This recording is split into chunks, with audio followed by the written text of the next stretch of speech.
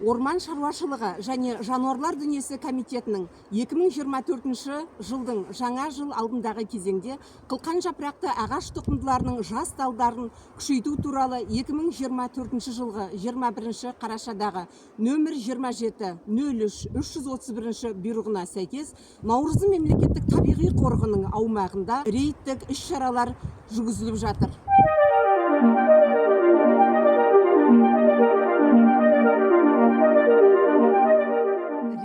Заңсыз жаңа жылдық шыршалар дайындау, сату және басқа да мақсаттарда жаңа жылдық шыршаларды кесу және соның есебінен сүрек дайындау көлемінен жүргізіледі.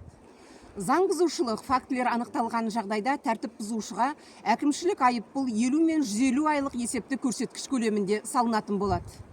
Құрметті аудан тұрғындары, сіздерді қоршаған ортамызға жауапкершілікпен қарап, бір күндік көз қуаныш үшін жылдар бойы өсіп тұрған ағаштарымызды кеспеуге шақырамыз. Ауданымыздың көркі, Наурызым орманның басты көз сүйсінтер сұлулығы ағаштарымызды, қарағай ағаштарымызды кеспеуге шақырамыз. Орманымыздың қадірін қолда барда бағалай білейік, ағайын.